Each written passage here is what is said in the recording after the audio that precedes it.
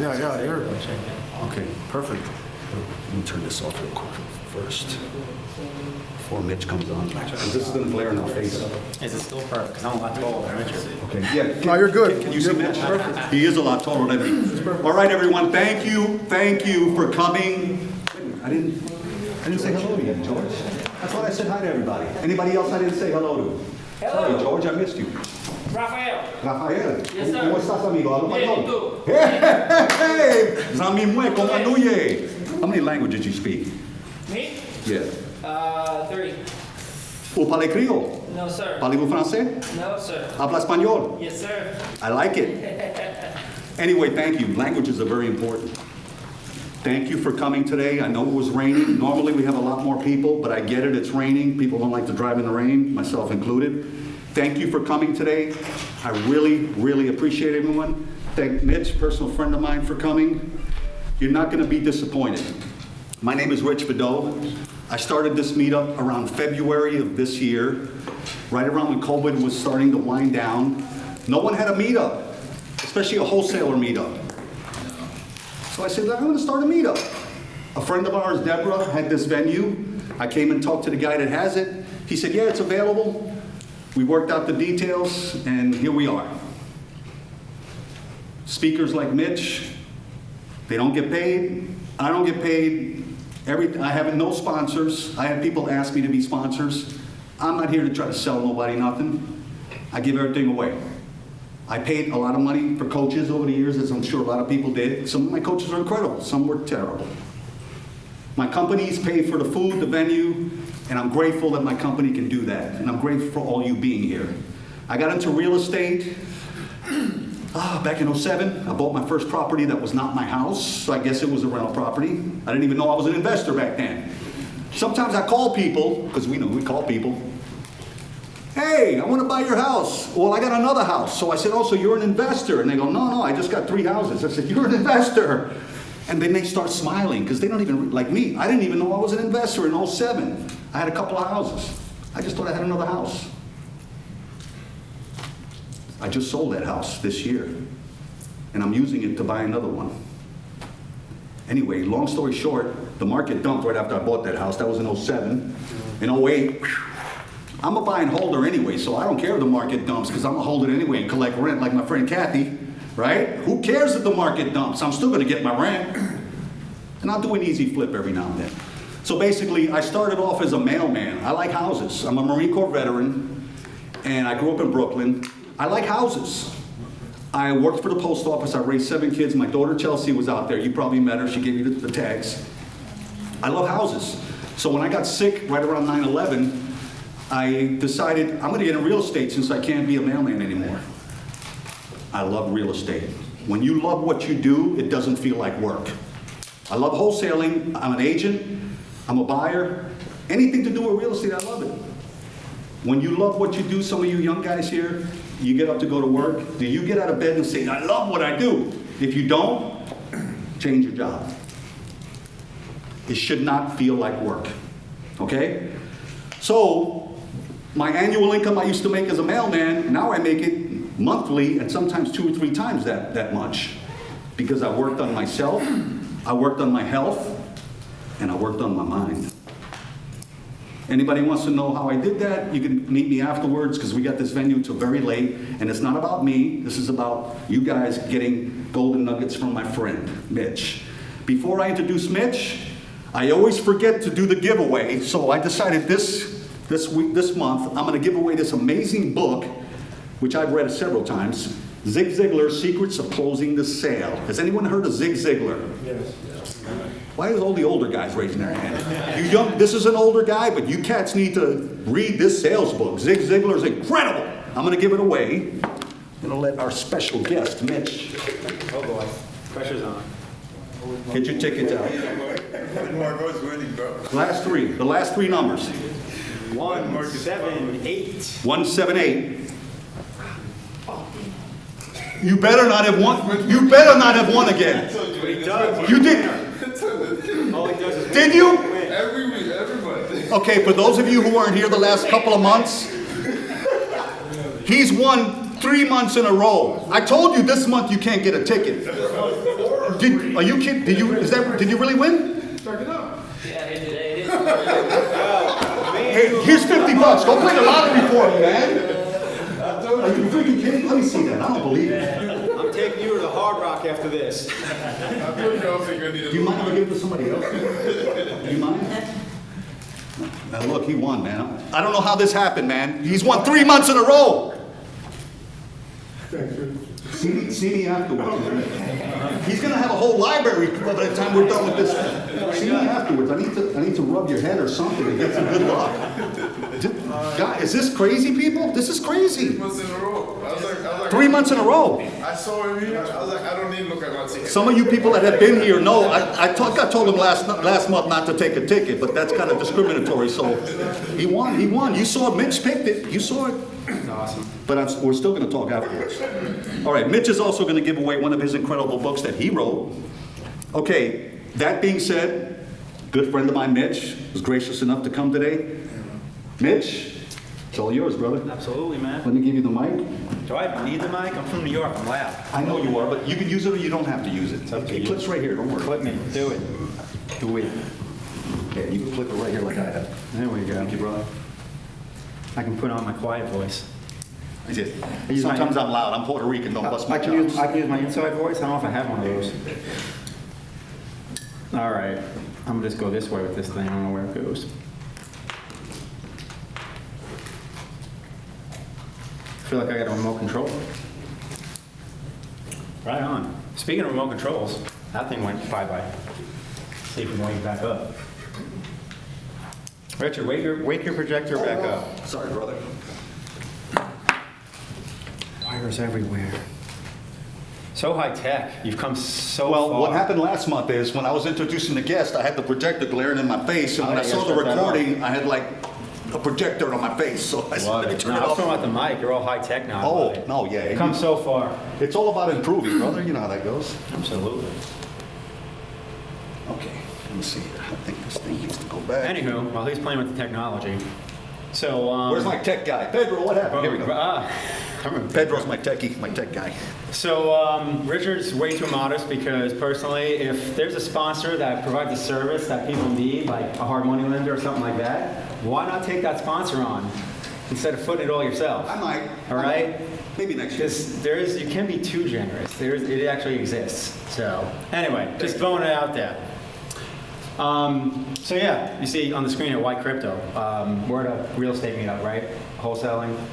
The irony is that question is kind of the same reason we invest in real estate. Like the why crypto answer is the same reason that we're in real estate. So obviously Richard knows, you guys don't know me. I'm a real estate investor. I've been in real estate since 2014. I bought my first property. Similar to you, my first property was an investment property. I didn't buy my own home until like probably 3 properties in. And that was here in South Florida. It was actually in Boynton Beach. My first 3 properties were in Boynton Beach because basically I was a big scaredy cat and I wanted to be able to drive right by my properties only a few miles away. Now I invest out of state, a lot of times buying stuff sight unseen. I do have boots on the ground in those areas, so I use them as my eyes. But for the most part, just beat up stuff that we know needs work. So honestly, if the foundation's good and there's no issue with the sewer line, after that, I really don't care because we're going to be fixing everything anyway. So it gives you an advantage when you're making offers, waiving inspections, and all those good things. But anyway, so in 2016, I caught the crypto bug. And it distracted me from real estate, probably 2017, 2018, I'm not gonna lie, because we had a crypto bull market, and as everyone knows, poof, and down we went. And since then, it's kind of happened again, along with the stock market. So when I first got into crypto, everyone's like, well, why are you investing in this? Like, what the heck is it? And I'm just like, honestly, it's another place for me to put my money that is an asset that is basically keeping my value. Because as we know right now, especially inflation, right? So this whole inflation problem, we think it's just like right now, and then everyone thinks about like, oh, the early 80s when inflation was like crazy and like they raised rates. That's just been like, peak moment, so to speak. Inflation's basically been a problem since about 50 years ago. Actually, 51 years ago now. And that's why we ask, what the hell happened in 1971? There's actually a website that's called WTFHappenedIn1971.com. You got some time, check it out. You're gonna laugh and be mind blown by all the different data that you see. And it's almost like seeing the matrix on the way our economy works and the way the value of money works. So I'm gonna show you one of the charts you can find on that website. Right there, that is money. Now, you're not gonna be able to see the fine print, but what it says is share of gross domestic income from wages. So like back in the day, you know, your parents, my grandparents, all right, we're not that far apart in age. But anyway, you know, it was all about having that good job, paid well, right? And that's how way you made your money. I mean, heck, I remember like my one grandfather, he worked for IBM. Like that was the job back in the day. Like he raised literally like a family of 10 by working that job at IBM because you made good money, right? But as years went on, that day job really didn't pay as well, not so much in terms of actual dollars, but in terms of the value of that money. So now, does anyone know what happened in 1971?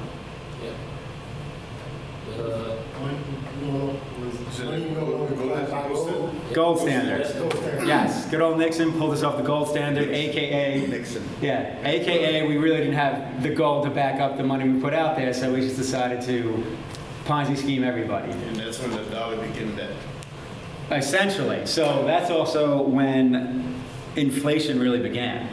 And because of that, wages became worth less and assets became where you needed to be. So everyone knows the saying, like, you know, what created the most millionaires? Real estate, pretty much over the last 50 years. Coincidence? Not really. So due to this, and here's another chart from that same website, that is inflation over the last 51 years. See how we're just bopping along? And then 1971. Yeah. I didn't realize. Look at that. Wow. 2,326%, and that's only until 2015. I don't even have the last 7 years in it. Is that because of the gold standard? Yeah, because we went off the gold standard. We were able to print money at will. I mean, and think about, you know, you can kind of take that present day. Think about what happened. COVID hit, and in a 3-year span, basically all U.S. dollars ever created in history, 1/3 of that was basically created in that 3-year span. And we wonder why we have inflation right now. And we wonder why, like, before we finally like topped out, the stock market was going straight up when, you know, the whole country was shut down, and the stock market was just going straight up because they were just printing money and handing it out. The money's got to go somewhere, right? And it all comes down to supply and demand in the end, right? So, what's the point of all this? The point is we need to be in assets, right? So, we all love real estate here, right? So that's one asset we're in. Stocks, another thing, right? They benefit from inflation. And now, dare I say, cryptocurrency, right? So that's how essentially crypto ties in, at least for me. I'm including it in that asset class, amongst other things. I mean, there's so many different assets you could have. Obviously, you can, you know, still do physical metals, gold, silver, all that. But I also look at it this way. What are people basically 25 years and younger going to be investing in over the next 10, 15 years, like as an alternative investment? Are they going to be buying gold and silver, right? Crypto. Right, exactly. They're going to buy crypto. It's much cheaper and it's much more explainable. Exactly, especially for them. Like, you know, Richard probably is like, what the hell is this Bitcoin stuff? I'm going to buy some gold. I But, like gold, not to wear it. I like because it weighs a lot and it costs them. Can you do, I don't mean to interrupt you, can you ask how many people here own Bitcoin? that's a good question. How many people got some crypto?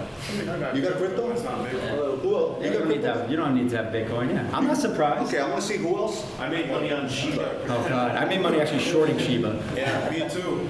There you go, I like it. short Shiba and Doge together. Me too. I shorted with $25. and made My man, there it is. I actually, short side story, I was sitting in front of my computer with the TV on when Elon and his mom went on Saturday Night I Live. do it. And she made the joke about not getting Dogecoin for Mother's Day. And as soon as she said that, I shorted Doge. And I just sat there for like 20 minutes, and then I covered my trade. I made like 20% in like 15 or 20 minutes. I probably should have just left it because it just kept going down. But I left mine.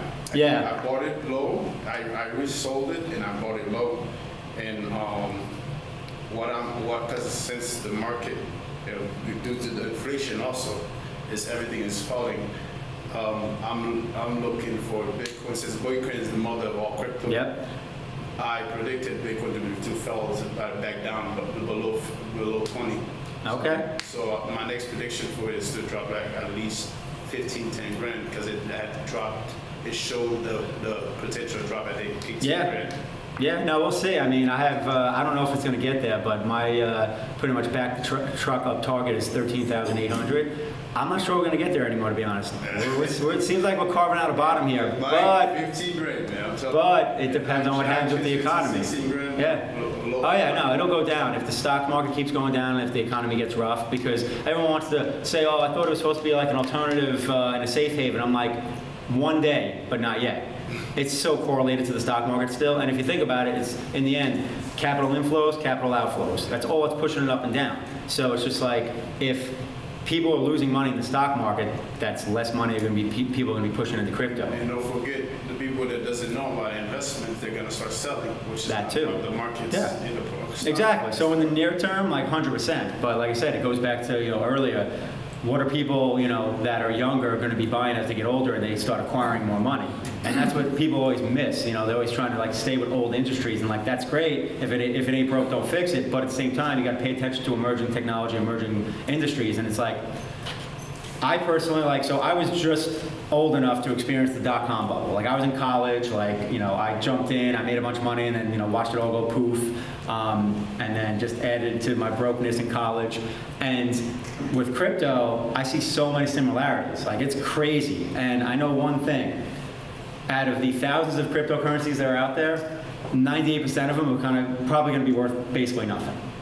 And I'm perfectly okay with that because just like with the dot-com era and internet stocks, like for every one Amazon, there was 99 Globe.com, right? And so many others that just went bust. So I own me personally, I own a portfolio of cryptos that I believe in, and I know that the majority of them are probably gonna be worth nothing, or they're just gonna, be worth a few pennies and I'm not gonna make any kind of wealth off of them. But then there's others. Now, Bitcoin, I don't look at it as the same. So you might be familiar with the term or not. So Bitcoin's kind of the standard, and then there's everything else is called altcoins, like alternative coins. ETH and the ones behind them. That's Exactly. What I always tell people that's getting in, if you don't have the money for Bitcoin, look at everything behind it. Oh, 100%. Whatever Bitcoin does, if anything is in the decimal point, just try to take the amount of money you make from your job and separate that, put like $100 to $2,000 in like a decimal amount of a cryptocurrency. Yeah. And if Bitcoin even go like a couple grand, from 15 to 20 grand, you make a couple grand from that. And that's the thing. I mean, Bitcoin is the leader. It leads the market. I mean, we don't really see alts make big moves without essentially Bitcoin leading the market. At times you do. Obviously, there's always going to be some divergence. And the something I pay attention to, it's called Bitcoin dominance. It's floating around 40% right now. And basically all that is what percentage is Bitcoin of the overall crypto market, the overall market cap of crypto. And at some point, Bitcoin is not going to be 40%. It's going to be whatever, 30%, 20%. It's going to keep eventually losing that share as the overall crypto industry grows. But I use that as a gauge even when I'm investing because this 40% level has been a very key level.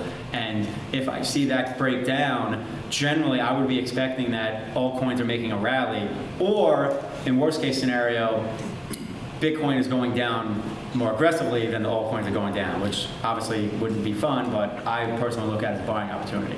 So yeah, it's pretty wild, but kind of circling back to the inflation thing, this is one of the reasons I personally invest in Bitcoin because there's a lot of different cryptocurrencies, but Bitcoin is one that has a finite amount of supply. Like there's 21 million Bitcoin, that's it. There's never gonna be more, right? So you can't, like the US dollar, you can't print more. So I look at Bitcoin eventually as a store of value for that reason. Like it's, in my opinion, the version of gold in the digital world. What's up, Dwayne? Yeah, real quick, Mitch. I remember a friend who had bought Bitcoin. This is around 2017 time. He bought it for 19,500, right? Okay. Right after that, Bitcoin tanked. Okay. It was like what, $43,000. He was worried, But Bitcoin rebounded Yeah. past that 19,500 mark that he bought at, went as high as 60, 65. 70. And I bet at 70, right? Yeah. I bet at that point he was wishing he had bought more at 90.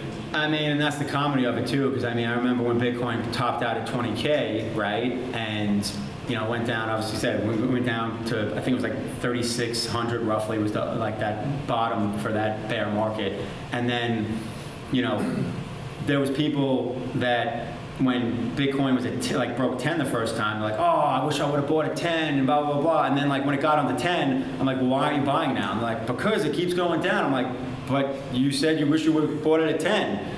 So it's just funny how human psychology works. I mean, we saw the same thing, you know, when we pushed up above, you know, 20 that second time. It was just like, oh, you know, I don't want to buy it here. I'm like, well, then when are you going to buy it? So, Buy low, sell high. yeah, and that's, I mean, and this is the problem with everything, whether it's real estate, stocks, crypto, like, everything's just like, we love it when it's pushing, right? Everyone wants to jump on the bandwagon. It's like, when you should be selling is when we get the emotional desire to buy. Yeah, All the time. Yeah, whenever, like, what I've been studying, like, all of them, if you look at their charts, like, you look at them, like, their yearly chart, like 10-year marks. Yeah. Both the inflation one and the cryptos, stocks, gold, all of their charts are similarly. So Oh, yeah. if you really want some a similar graph to where you want to be looking to buy, you just put a chart of each of them together. Yeah. And that's the thing, like, You said it's so correlated. Like, Yeah, that's all of them are correlated. it's the one thing about crypto, And like, so much The correlation. good thing about inflation is the more